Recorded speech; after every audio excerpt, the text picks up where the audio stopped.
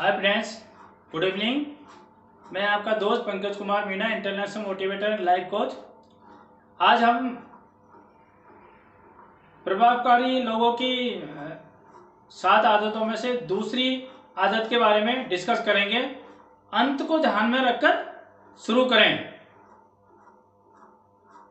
ये वीडियो थोड़ा बड़ा होगा लेकिन बहुत ही अच्छा होगा, अंत तक देखें। जैसे कि हमें एक दिन मरना होता है और ये तय है। तो इसी तरीके से जब हम कहीं किसी की अंत्येष्टि में जाते हैं, दाह संस्कार में जाते हैं, तो वहां देखते हैं कि लोग उसके बारे में किस तरीके से बात करते हैं। उसके परिवार वाले, उसके मित्र, उसके सहकर्मी। तो लोग हमारे बारे में किस तरीके से बात करें, ये हमारे व्यवहार के ऊपर डिपेंड करता है। तो दोस्तों, हम इसमें किस तरीके से परिवर्तन कर सकते हैं? तो हम आज से ही, हमारा जब अंत होगा, हमारी मृत्यु होगी, उसको ध्यान में रखते हुए आज से ही हमारे व्यवहार, हमारे बोलचाल में परिवर्तन करके हम हमारे उस दिन को बहुत महान और उत्तम बना सकते हैं। जैसे हम कोई भी काम करते हैं या तो पहले लक्ष्य बनाते हैं। तो जो लक्ष्य बनाते हैं वो अंत को ध्यान में रखकर बनाते हैं। जैसे डॉक्टर्स, अभिनेता, खिलाड़ी, ऐसे बहुत स्टार जो सक्सेस हो जाते हैं, तो वो लोग सक्सेस हो जाते हैं लेकिन बाद में उनको पता चलता है कि हमने जीवन में कुछ बहुत अच्छा अचीव नहीं किया, क्योंकि वो अंत को ध्यान में रख के, जीवन का जो अंत है उसको ध्यान में रख के काम नहीं करते। तो दोस्तों, हमें हमारे जीवन के अंत को ध्यान में रख के ही काम करना है। अंत को ध्यान में रखकर शुरू करें जो हैबिट है, 2 चीजों पे काम करती है, 2 तरीके से काम करती है। जैसे पहले तो इसकी मानसिक रचना होती है, दूसरी भौतिक रचना होती है। जैसे हम कोई मकान बनाते हैं तो पहले तो मानसिक रचना होती है, फिर भौतिक रचना होती है। जैसे किस तरीके से हम मकान में कौन सा मटेरियल यूज लेंगे या फिर किस तरीके से मटेरियल का अरेंजमेंट करेंगे, इस तरीके से हम अंत को ध्यान में रख से सारी प्लानिंग करते हैं कि भाई ऐसा हमारा मकान बनेगा। जैसे कोई भी हम बिजनेस शुरू करते हैं तो क्या करते हैं कि जैसे ट्रांसपोर्टेशन की व्यवस्था क्या होगी, कितना एक्सपेंडिचर होगा, कितनी लेबर लगेगी उसमें, तो सारी प्लानिंग हम अंत को ध्यान में रखकर करते हैं। इसी तरीके से हम प्रोएक्टिव आदतों को अपना के 2 चीजें कर सकते हैं। 2 चीजें होती है, एक तो लीडरशिप होती है, एक मैनेजमेंट होते हैं। जनरली हम इन दोनों को एक ही समझते हैं, जबकि बोथ आर डिफरेंस। लीडरशिप का मतलब होता है कि किसी भी चीज का अंत को ध्यान में रखकर प्लान करना, और मैनेजमेंट का मतलब होता है कि उसको मैनेज करना। मतलब लीडर का मतलब होता है काम को किस तरीके से करना, और मैनेजमेंट का मतलब कैसे करना।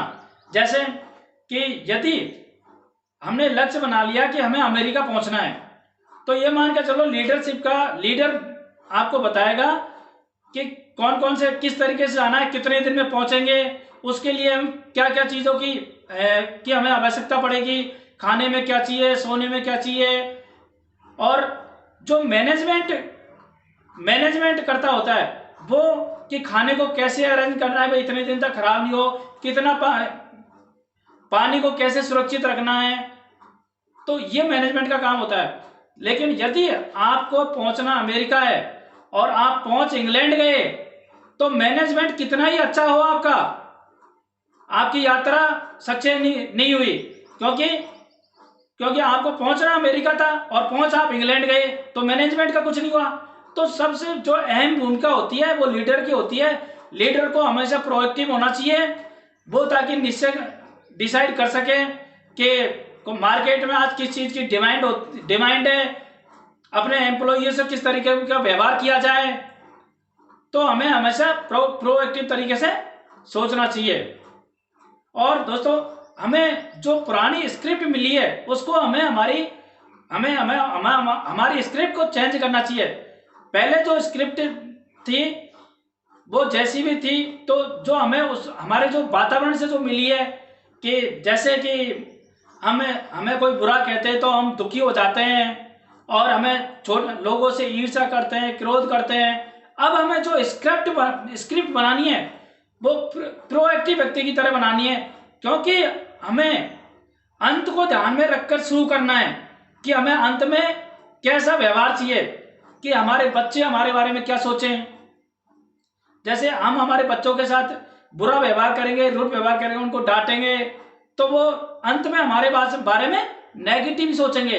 और यदि हम उनको प्यार करेंगे, जैसे कि उनको मदद की जरूरत पड़ी तो हम उनकी मदद करेंगे, और उनको जो भी चीज़ की जरूरत पड़ी तो वो हम उनको देंगे, उनसे हम प्यार से बात करेंगे। तो अंत को ध्यान में रख के ये सब करेंगे तो लास्ट में हमें यही मिलेगा।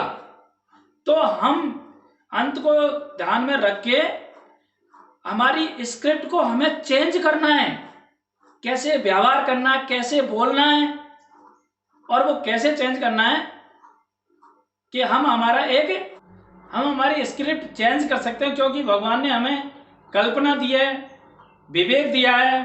कल्पना से हम हमारी अंदर तक की शक्ति को पहचान सकते हैं कि हम क्या कर सकते हैं, और विवेक से उस पर अमल कर सकते हैं। बुक्स पढ़ के, धार्मिक ग्रंथों का अध्ययन करके, ध्यान योग करके, तो हम जो चाहते हैं जीवन में अंत में, उसी हिसाब से हम हमारी स्क्रिप्ट को सेट करेंगे। तो इसके लिए हम व्यक्तिगत मिशन स्टेटमेंट बनाएंगे कि हमें जीवन में क्या करना है और क्या बनना है। उसी हिसाब से हमारा व्यक्तिगत स्टेटमेंट होगा, क्या करना है, तो कैसा चरित्र चाहिए हमें, और क्या बनना है तो उसी के लिए क्या क्या योग्यताएं चाहिए, क्या क्या उपलब्धि चाहिए। अब व्यक्तिगत स्टेटमेंट में जैसे हम ये लिख सकते हैं कि मैं कभी झूठ नहीं बोलूँगा, मैं कभी समय खराब नहीं करूँगा, समय का हमेशा सदुपयोग करूँगा, या मैं हर साल नई नई योग्यताएं सीखूँगा, मैं सब लोगों की मदद करूँगा, मैं हमेशा दोनों पक्षों को सुन के फैसला करूँगा, मैं अपने परिवार का ध्यान रखूँगा, मैं पहले अपने परिवार को सुधारूँगा। इस तरीके से ये जो सिद्धांत बेस है, जीवन मूल्य के बेस पे हम अपना व्यक्तिगत स्टेटमेंट बनाएंगे कि हमें अंत में क्या चाहिए, और उसकी हम पालना करेंगे, क्योंकि भगवान ने ये शक्ति सिर्फ हमें ही दी है। हम इसी तरह से पारिवारिक स्टेटमेंट बना सकते हैं, ऑफिशियली स्टेटमेंट बना सकते हैं, धार्मिक स्टेटमेंट बना सकते हैं। क्योंकि व्यक्तिगत स्टेटमेंट को आप संविधान भी कह सकते हैं।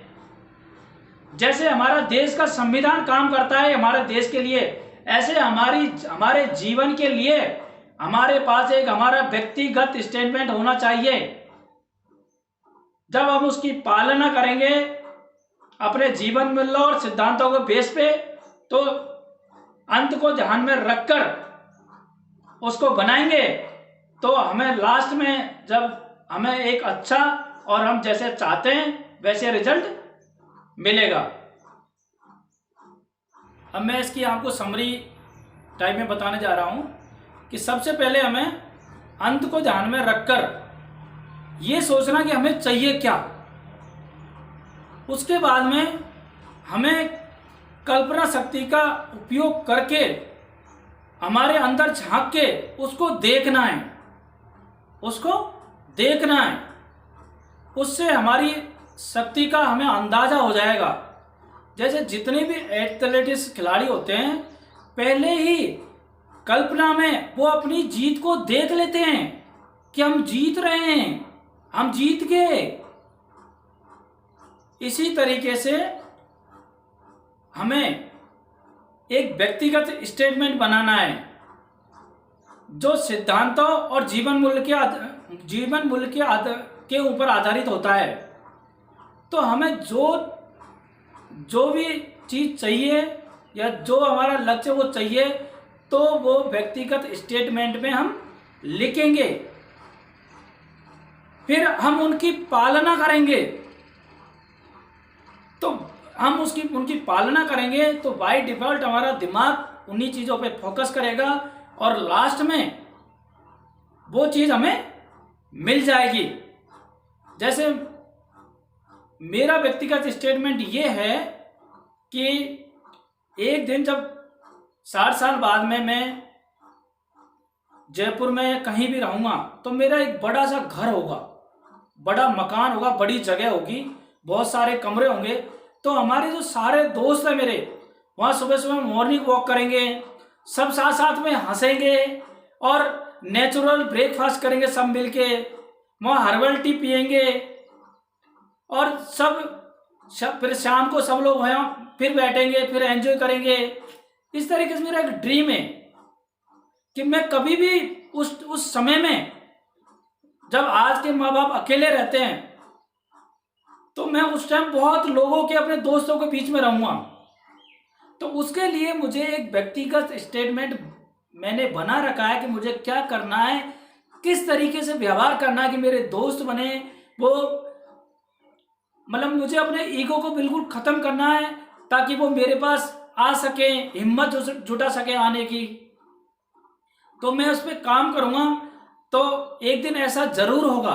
तो दोस्तों, इसका मतलब ये नहीं है कि ये 60 साल बाद ही हो।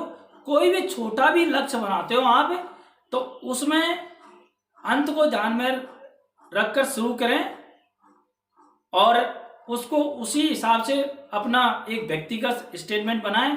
वो आपका ईयरली भी हो सकता है, 5 ईयरली भी हो सकता है, या लाइफ टाइम का भी हो सकता है। और जो व्यक्तिगत स्टेटमेंट बनाएं उसकी पालना करें।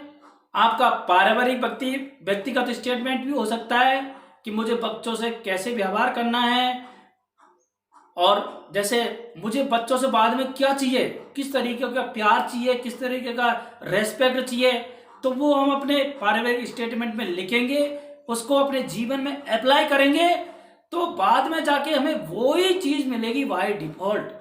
तो दोस्तों, मैं ये आपसे उम्मीद करता हूँ कि आपको जो चाहिए उसका व्यक्तिगत स्टेटमेंट बनाओ और उस पर सिद्धांतों के बेस पे और अपने जीवन मूल्यों के बेस पे उसको अप्लाई करो और एक सुनहरा भविष्य आप जरूर पाओगे एक दिन। Thank you for listen to me.